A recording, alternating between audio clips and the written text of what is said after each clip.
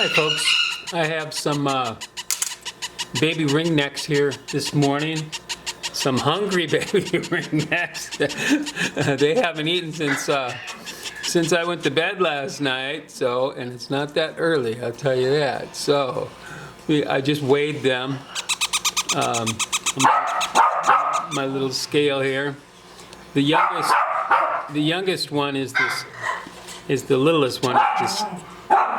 Is this little red-eyed one. You can see they have dark eyes, red eyes. She's a female. Oh, you know what? I'm going to feed this one. If you want to feed the smaller birds, you see this cannula tip. This really helps a lot. And then you just gotta let them lap it up, really not so much pushing it down their throat.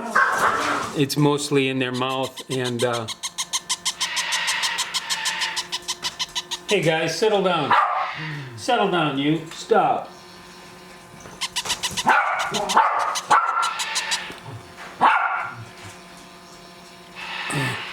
Always some noise going on here, I'll tell you that. It's a busy house.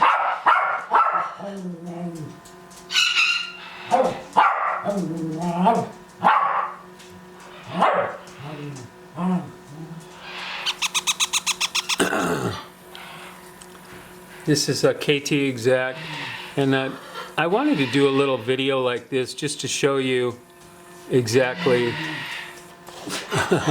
how I'm feeding these little guys, because day olds, these are it's Saturday. They're almost the first one, which I'm going to assume is this one, because that's the biggest one.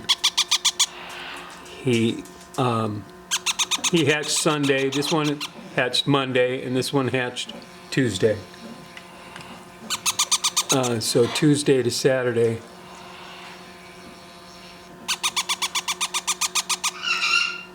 So we got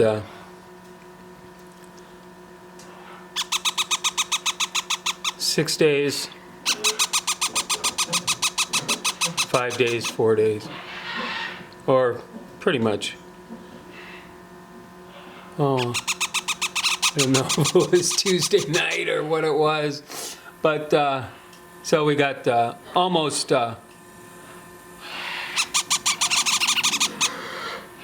This one I know wasn't hatched Sunday morning, and then when I came home Sunday night, it was there. So sometime during the day. Get down there, you little bugger. So one of the things I was going to show you is, like, when you're feeding them, see, okay, look, he's full. See how it's gone up his neck? A ringneck, you can see what's going on really well. And now his little crop is full, but that's, I mean, and they're so kind of see-through. Look, I mean, you can even like see through their eyes and everything. And so you can like see the food as it, to not overfeed, I just kind of watch how it's going up the neck. And then when I see we're really filled up, I mean, I watch both the crop and the neck. But when they're just like 1 day old, you're really watching the neck. There is no crop, it's so small. Because these guys have really hatched at 6 grams, and I just weighed them just now. He's 12 grams. So he's doubled in weight already. Even though they look so tiny, they're already like doubled their weight. So this is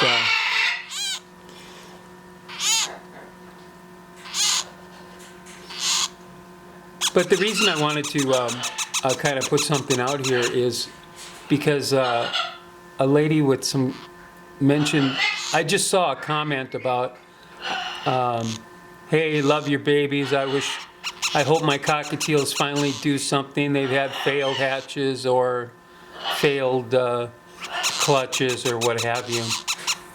And This is definitely doable if you have a cockatiel. I use a Arcom Pro 10 incubators. They're just really great. Humidity, temperature, time turning. They're just really excellent. I really don't have a problem with my incubators at all. They're they're not that expensive. They're under $300, and if you have like cockatiels, you can do this. You can save your clutches, incubate your eggs.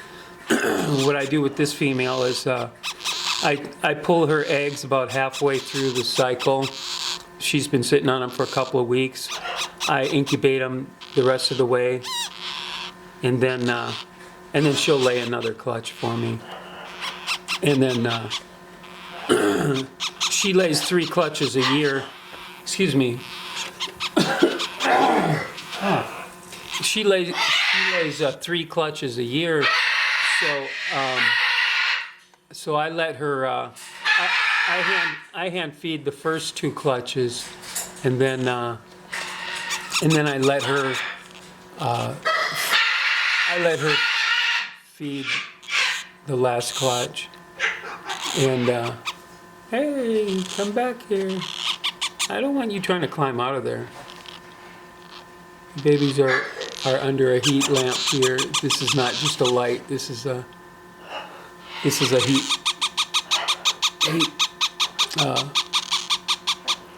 It's a restaurant food warmer, actually, with a heat bulb in it.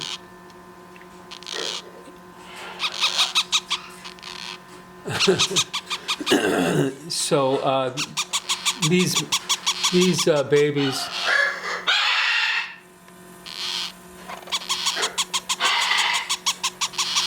this is a male, and you can see that he has clear toenails. See his little feet? He has clear toenails.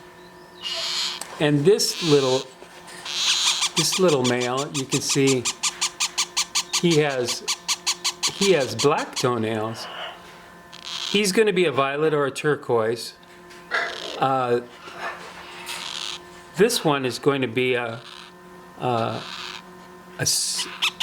cinnamon turquoise. That's why he's a cinnamon, so his toenails are clear.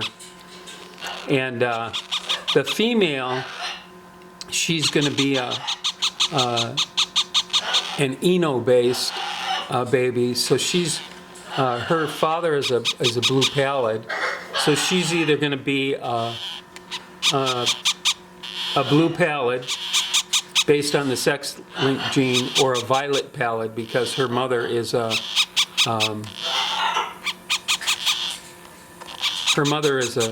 cinnamon violet.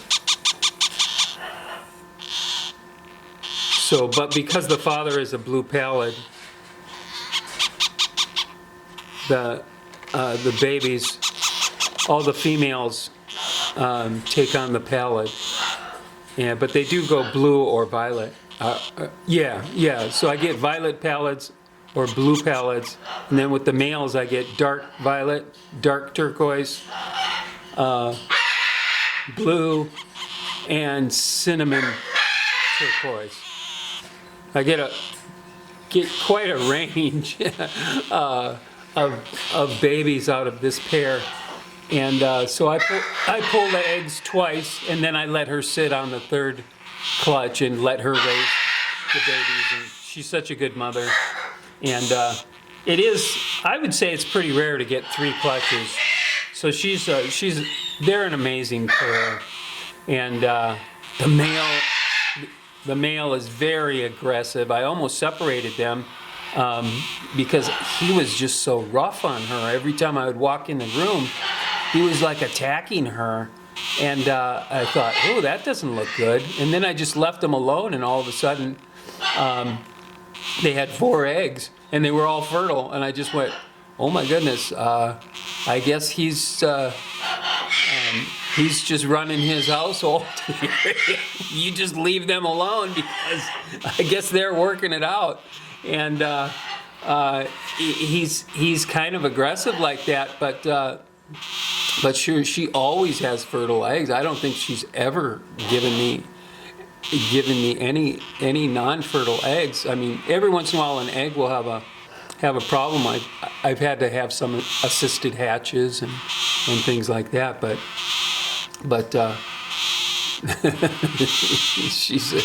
they're just an awesome pair. I get imagine that. I mean, I get like 9 or 10 babies usually out of one pair of birds. It's so amazing. So yeah, so I really value and respect and take care of them, and I always let her raise her babies. The last time I just kind of figured, okay, you gave me a couple clutches here, and now here we go. Here you get your chance to do what you love to do. So it's kind of how I view it, you know. So yeah, so I will do a couple of videos every once in a while on the ringnecks, and we'll watch them grow. It's kind of cool. They're very colorful. They're always beautiful feathers, and it's kind of cool having a group of babies, you know. As you can see watching them, it's kind of fun. So folks, I want to thank you for listening and thank you for watching.